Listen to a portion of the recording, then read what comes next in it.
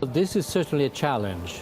We in Europe must find new ways to combine the overall systemic dimension, the European dimension, with the national and local dimension. We need all of these dimensions in an harmonious way, and we need to reshape our instruments in Europe to make that happen.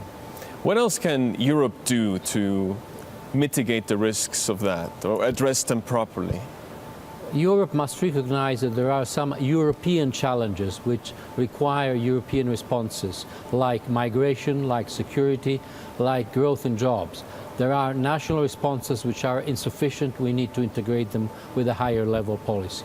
So there's a lot more work that needs to be done in order to slow down that trend that we're seeing for further autonomy. I mean, these are structural problems. These are structural problems, and there is a window of opportunity to deal with them because the European economy is growing at a healthy rate and there is lots of job creation. But this is not enough. We must reform our institutions and make them more flexible.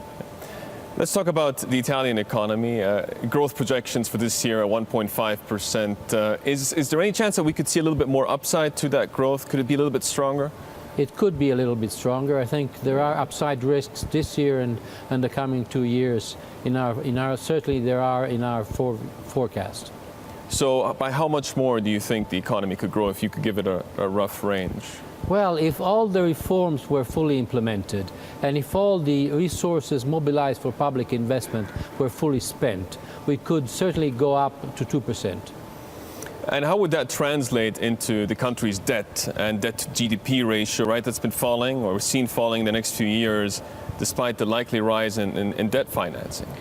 Well, it will accelerate debt decline, both because of real growth going up and also because of nominal growth coming up a little bit. Inflation is much too low still.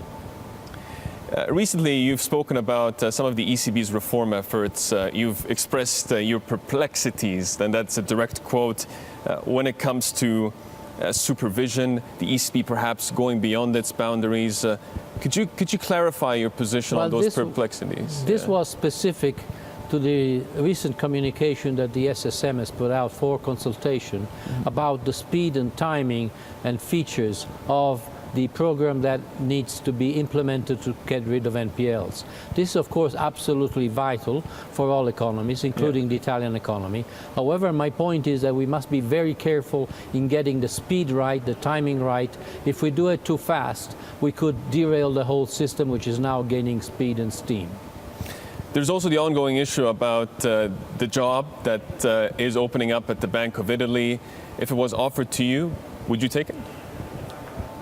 A minister cannot take up that job for at least a year, so this is out of the question.